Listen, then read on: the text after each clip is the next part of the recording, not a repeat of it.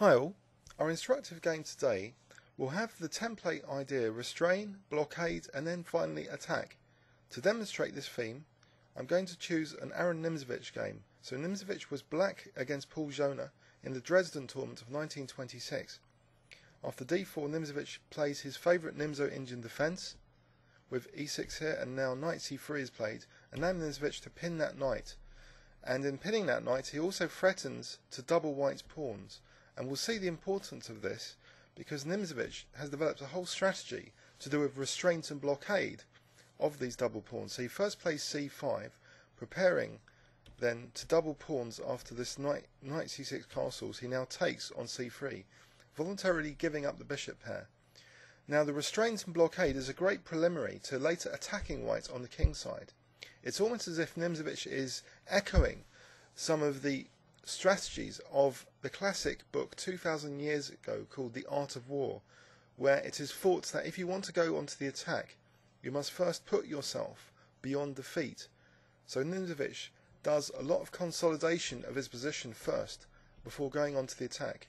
So he reinforces b6 now, so establishing that nice blockade on these double pawns. And white's counterplay on the queen side is very limited. This knight b3 seemingly absurd move because the knight has no prospects, perhaps was designed to stop Nimzovich from later playing knight a5 and bishop a6, because in some other Nimzovich games he would normally target the c4 square. But in this game Nimzovich has attacking plans on the king side.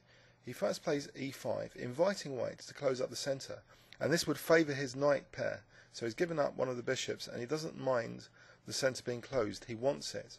And after f4 it seems white doesn't care about the centre being closed as well, because now Nimzovich is able to reply with e4.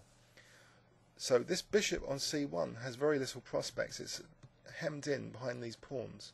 So if Nimzovich can keep that bishop hemmed in, he can carry on his attack without worrying too much about white counterplay.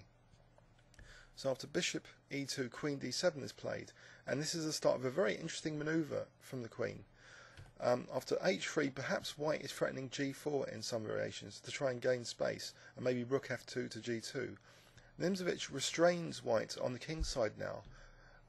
After first playing knight fd7, knight ce7, pardon me. After queen e1, he now plays h5, so discouraging a g4 from white. And at the same time, he can play now queen f5 and, believe it or not, queen to h7, where it not only reinforces or overprotects the e4 pawn, but this queen is also great for the attack later on h7, because white's king is potentially a great target. So after bishop d2, the bishop with no prospects is seemingly not doing anything with that move. Queen f5, and Nimzovich is just building up gradually his pressure on the king side. He first parks his queen on h7, so he's got joint overprotection and attacking plans later.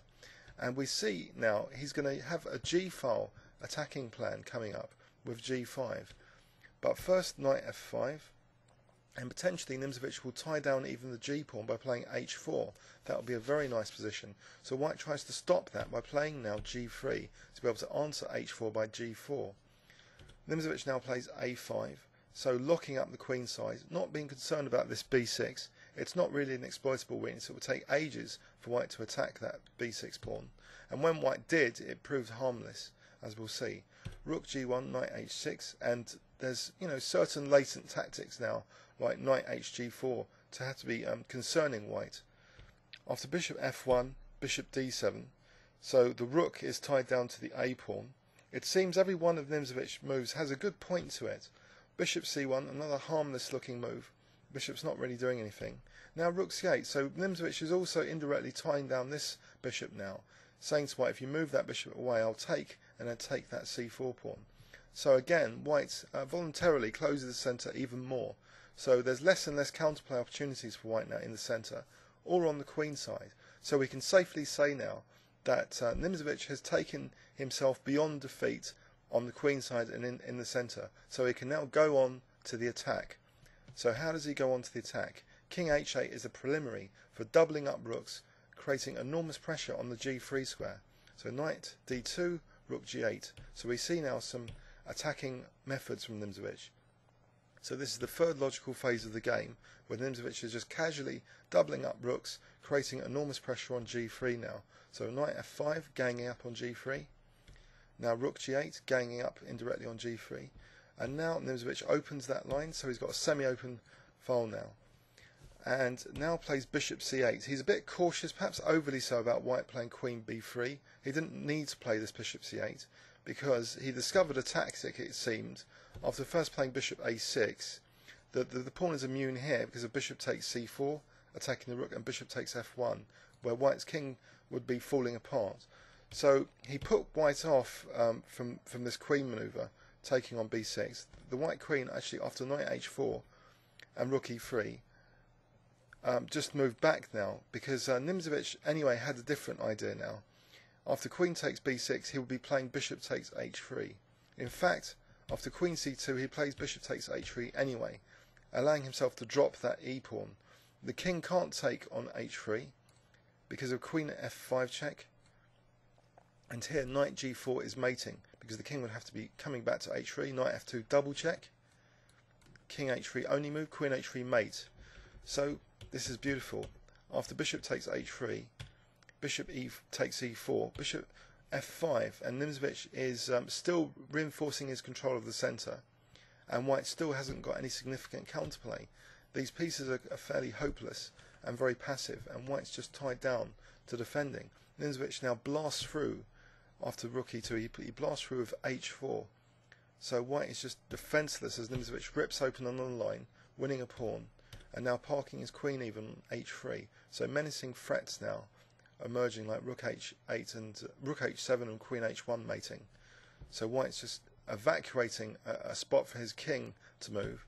But after knight h4, king f1, Nimzovich doesn't even bother winning the exchange. Knight takes g2 is winning, but he just plays rook e8, and white just had enough here. He resigned. So Nimzovich has successfully, blockaded the centre, the queen side, and then finally went on to the attack. So this is a great game with very little risk. Let's have a look in overview and summary.